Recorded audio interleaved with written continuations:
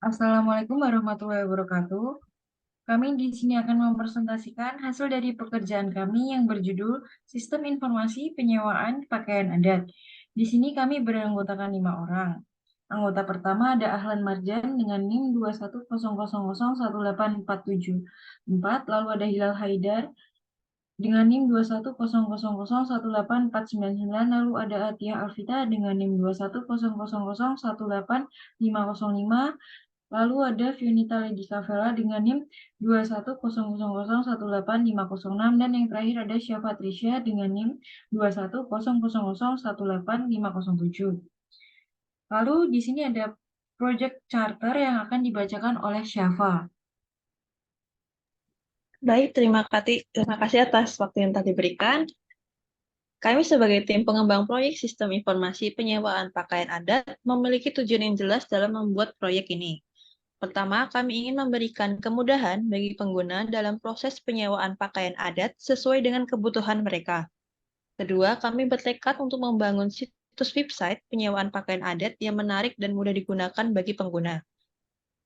Proyek ini diharapkan dimulai dari tanggal 17 Oktober 2023 hingga Juli 2024. Adapun estimasi biaya yang dibutuhkan untuk mengerjakan proyek ini sekitar Rp4.500.000 hingga Rp6.000.000. Hasil dari proyek ini berupa website e-commerce penyewaan pakaian adat yang menarik dan mudah digunakan. Dalam proyek ini, kami akan membuat platform yang memungkinkan pengguna untuk menemukan dan menyewa pakaian adat, mengimplementasikan sistem manajemen persediaan pakaian adat untuk memastikan ketersediaan pakaian yang optimal, dan mempromosikan tempat penyewaan pakaian adat agar lebih mudah ditemukan oleh khalayak umum. Namun penting untuk dicatat bahwa dalam proyek ini, kami tidak akan menyediakan layanan antar jemput pakaian. Kami juga tidak akan mengirimkan pakaian ke luar negeri. Selain itu, kami tidak akan menangani proses return pakaian. Untuk menilai keberhasilan proyek, kami akan memantau beberapa indikator kunci, termasuk tingkat kepuasan pemilik tempat penyewaan pakaian adat dalam menggunakan sistem, fungsionalitas situs web yang baik dan dapat diakses oleh pengguna, peningkatan jumlah pengunjung yang stabil setelah peluncuran, peningkatan pendapatan tempat penyewaan pakaian adat, dan kemampuan untuk meminimalisir kesalahan dalam memberikan informasi. Adapun beberapa risiko yang perlu diatasi dalam proyek ini, termasuk risiko bahwa penyewa tidak mengembalikan barang sewaan tepat waktu dan tidak menjaga barang sewaan. Risiko ketika ada penyewa pakaian yang berlokasi di luar kota dan sulit dijangkau jika tidak mengembalikan barang sewaan tepat waktu, serta risiko keterlambatan dalam pengembangan situs website. Kami juga mengidentifikasi beberapa asumsi yang menjadi dasar kelancaran proyek. Yang pertama, ketersediaan data inventarisasi yang akurat dan lengkap. Kedua, kepatuhan terhadap regulasi dan peraturan yang berlaku dalam industri penyewaan pakaian adat. Ketiga, tersedianya anggaran yang telah disetujui sesuai jadwal. Keempat, ketersediaan sumber daya manusia yang akan terlibat dalam pengoperasian sistem. Kelima, kelancaran integrasi dengan platform pembayaran yang digunakan oleh pelanggan. Dan keenam, persetujuan dari semua pemangku kepentingan untuk melanjutkan proyek.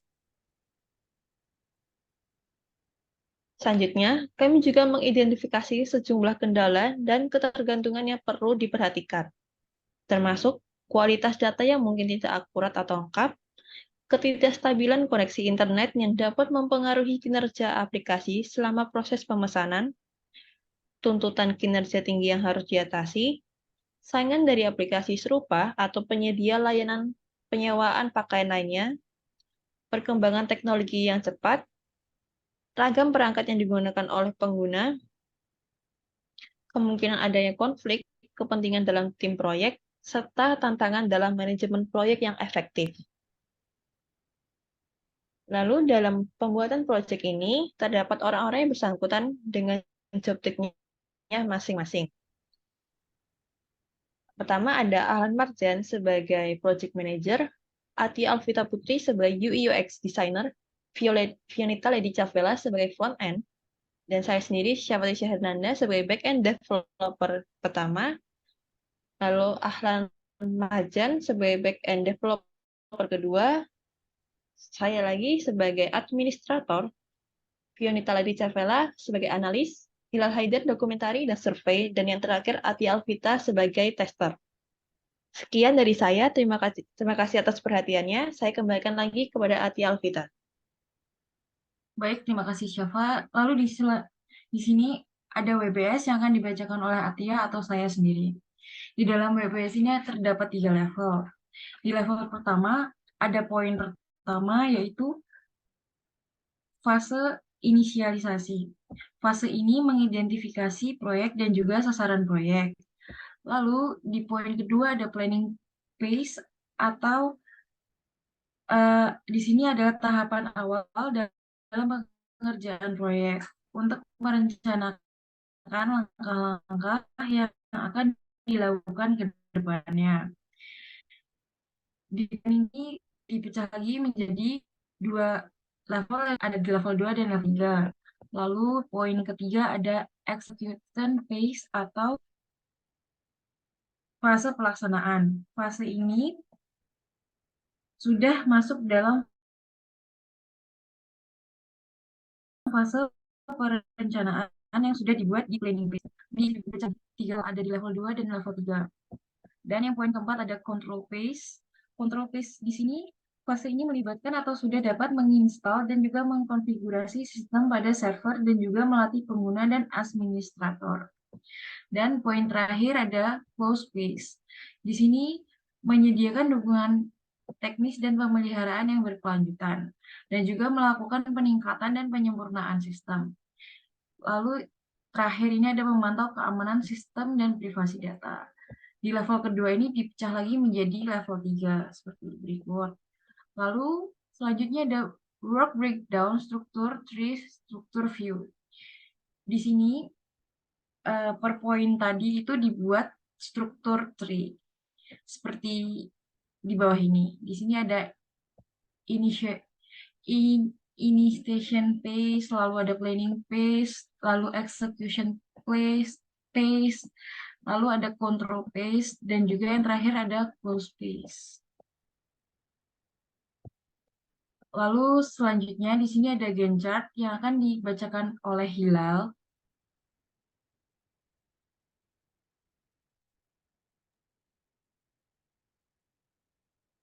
Baik, terima kasih. Di sini saya akan menjelaskan bagian Gantt chart.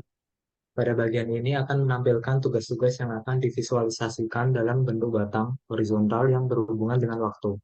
Dengan menggunakan Gantt chart, kita dapat melihat kapan suatu tugas dimulai, berapa lama tugas tersebut berlangsung, dan kapan tugas tersebut selesai. Selain itu, Gantt chart juga dapat menunjukkan ketergantungan antara tugas-tugas, yaitu tugas mana yang harus selesai sebelum tugas lain dapat dimulai. Pada tabel di bawah ini terdapat task name atau nama tasknya, lalu start date atau tanggal mulai task tersebut dilaksanakan, end date atau tanggal task tersebut selesai, start on day atau pada hari keberapa task tersebut akan dikerjakan. Lalu duration atau durasi task tersebut dikerjakan dalam hari. Selanjutnya dari tabel tersebut akan divisualisasikan ke dalam chart, seperti gambar di bawah. Di sebelah kiri terdapat nama tasknya, lalu terdapat durasi pengerjaan task yang akan digambarkan dengan batang horizontal berwarna merah. Sekian dari saya, selanjutnya akan saya kembalikan lagi kepada moderator. Baik, terima kasih. Lalu selanjutnya ada responsibility matrix yang akan dibacakan oleh Ahlan.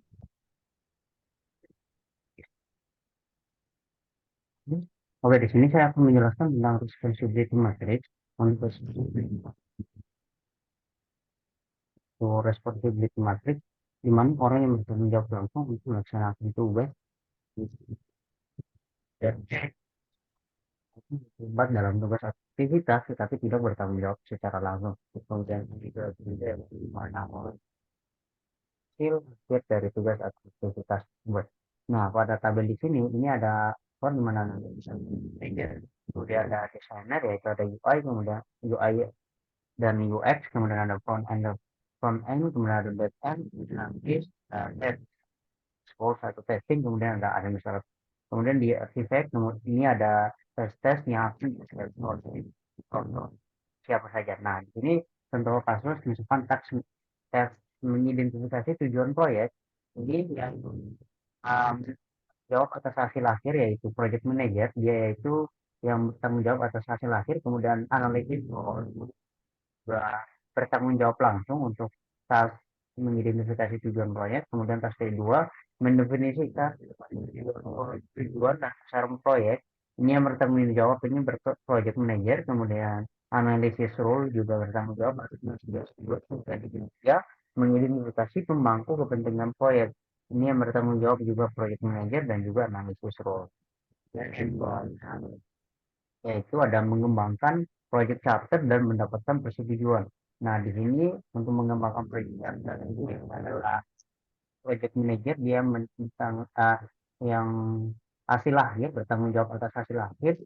ini partisipan, nanti untuk partisipannya itu yaitu UI UX design, kemudian untuk partisipan itu yaitu analisis, itu untuk proyek charter. Kemudian yang selanjutnya itu mengidentifikasi para pemangku kepentingan.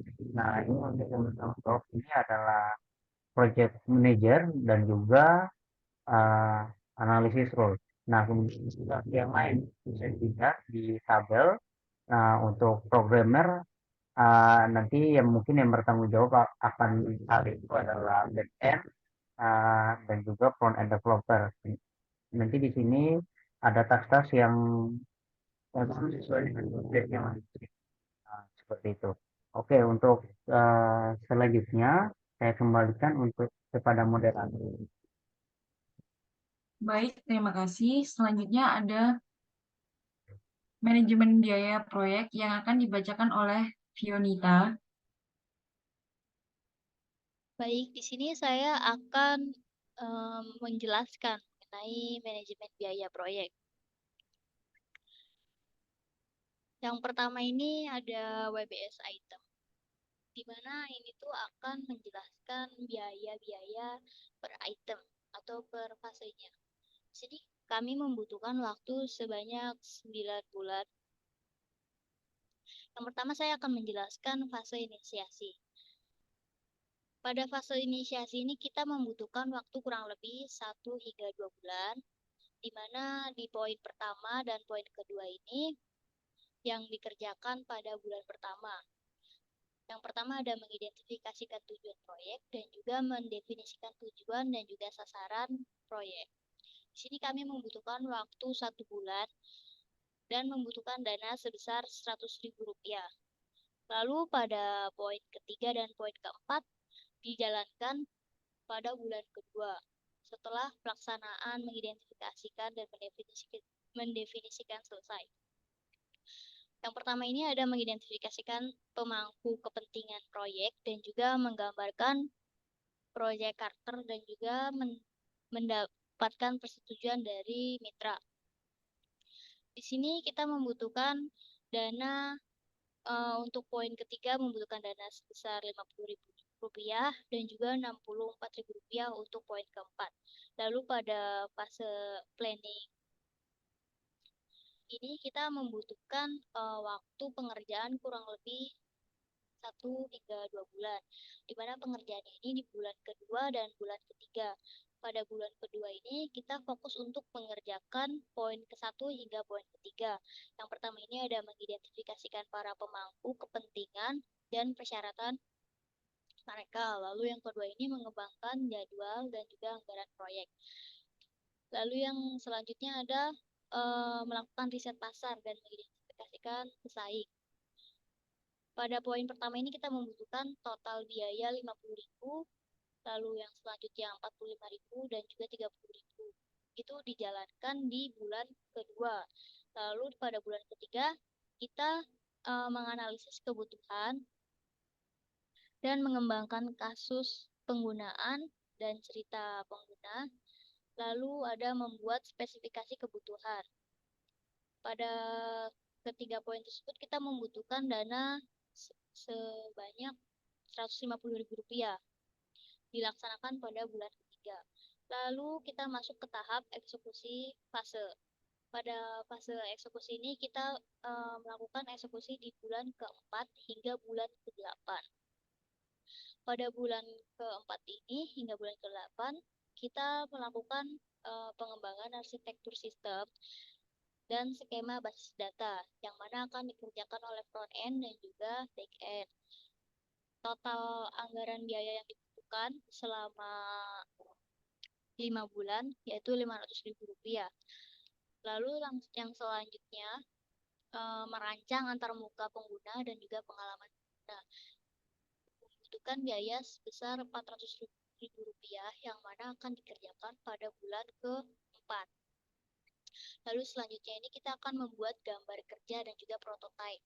Membutuhkan biaya Rp200.000 yang akan dilaksanakan di bulan ke-4.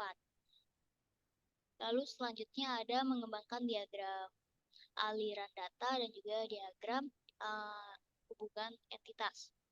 Membutuhkan dana sebesar Rp100.000 dan juga yang terakhir ini ada pada poin ke-3.5 ini akan menerapkan komponen dan juga fitur sistem.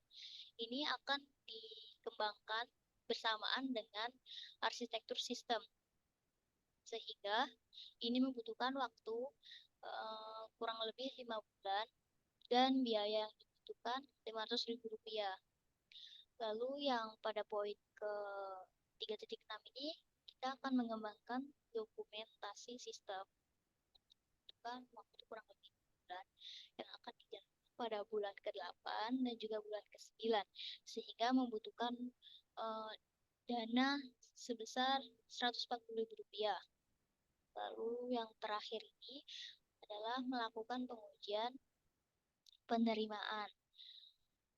Ini akan dilakukan pada bulan terakhir atau bulan 9 dengan dana yang dibutuhkan Rp80.000. Lalu selanjutnya masuk ke fase kontrol. Pada fase kontrol ini, kita akan menginstal dan juga mengkonfigurasikan website yang telah kita buat. Ini dilaksanakan pada bulan terakhir setelah pengembangan proyek. Lalu ada melatih pengguna dan juga administrasi, dan juga meluncurkan sistem dan memantau sistem tersebut. Ini dilaksanakan bersamaan di bulan terakhir atau bulan 9 dengan dana yang dibutuhkan Rp200.000 untuk meluncurkan sistemnya dan menginstal dan mengonfigurasi ini membutuhkan dana Rp100.000. Yang terakhir ini ada close phase atau fase terakhir kita. Nah, yang poin pertama ini ada menyediakan dukungan teknis. Dibutuhkan dana sebesar Rp2 juta. Lalu pada poin kedua ini melakukan peningkatan pada sistem yang telah kita buat. Lalu pada poin ketiga ini memantau keamanan sistem yang telah kita buat. Pada poin ketiga ini kita akan bekerja di bulan ke-8 dan bulan ke-9. Lalu pada poin pertama dan kedua ini kita akan kerjakan di bulan terakhir setelah arsitektur selesai dibuat. Jadi total anggaran biaya atau manajemen biaya proyek yang telah kita anggarkan sebesar Rp5.300.009. Sekian dari saya kembalikan kepada moderator. Baik, terima kasih Fionita. Karena sudah di akhir pembahasan, kurang lebihnya mohon maaf. Wassalamualaikum warahmatullahi wabarakatuh.